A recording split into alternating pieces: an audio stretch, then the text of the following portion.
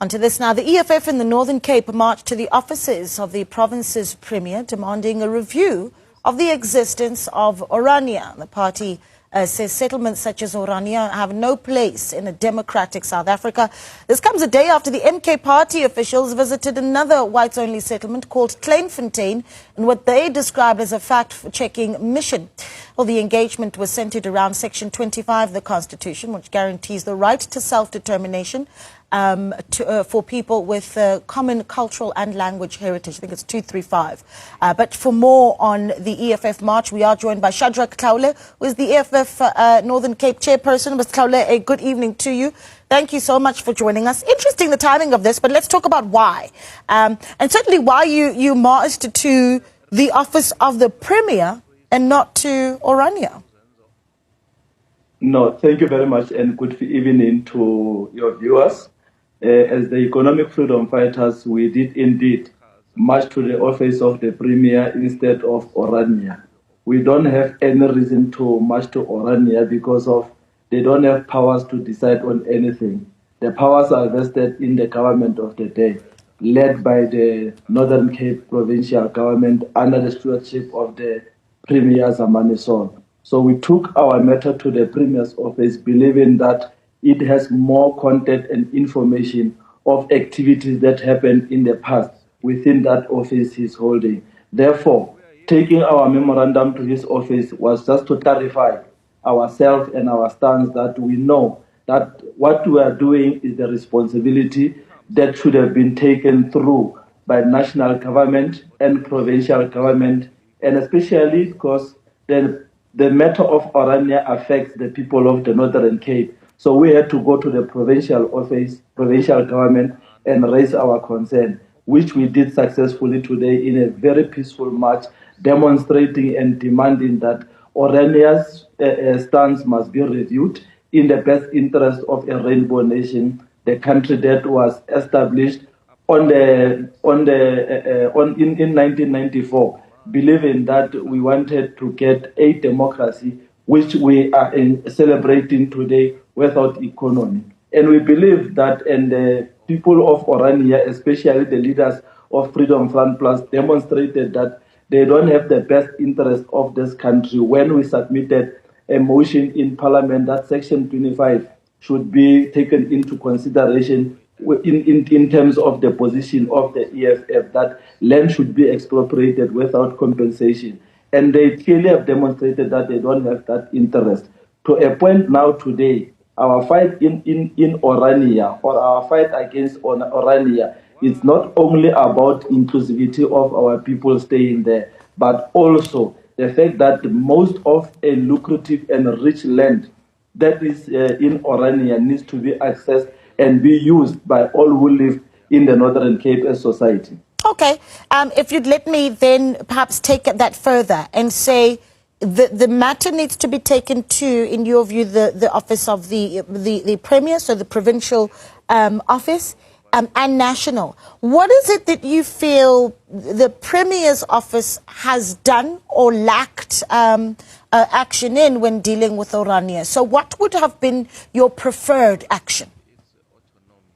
Look, you'd understand that immediately after the elections in 2024, after the ANC lost its majority, they went and engaged with all political parties except the EFF in the Northern Cape.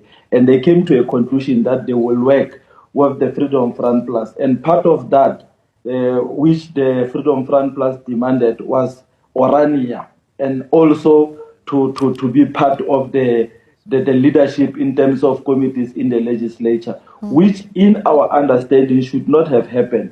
And we're happy that the Premier today confirmed that even though there was those discussions, but in terms of ORANIA, there were never engagement and agreement on that. So we believe that this matter, because it's not a new matter, it's a matter that has always been there, even pre-1994, that we cannot have a state within a state. Unfortunately, the leadership of Mr. Boshoff could not agree to the deal that South Africa at the point of time wanted to achieve. And that's where we find ourselves in today. So the office of the Premier has access to the presidency of this country, where in which we think if they can raise this matter, it would be speed up and would know the outcome in a very short period of time. Unlike we would say, let's go and start a new engagement. So what we have done as the economic freedom fighters, we strongly believe that we took a right decision, and that right decision we took will give us positive results. ORANIA is just a farm. ORANIA is not a town. ORANIA must be abolished and demolished and have a society where all of us would live freely. So that is the right office for us to go. We cannot go to people who don't appreciate black people as a result of color. So that to us is a racism we will not tolerate as the EFF. So you've touted Section 25, which of course talks about land, right? And that's where the issue of land expropriation then takes center stage. And I raise that because just yesterday, I was in conversation with Chief Whip of the MK Party after their visit to Kleinfontein in Tshwane. And I make that comparison because where he was touting was Section 1 of the Constitution. I'm trying to run away from being too technical, but that was his response to Kleinfontein leadership touting Section 235. That'll be the last of the numbers that I throw at you. But in Section 235, it talks about the right to self-determine.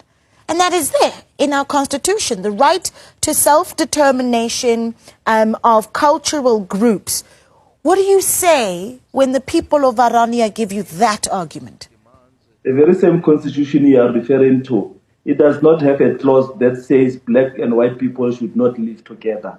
And it's a fallacy that people would think that the EFF don't appreciate culture that maybe Afrikaners want to preserve in South Africa. They can still practice their culture where they are staying. I'm staying in Kimberley as I'm speaking to you now.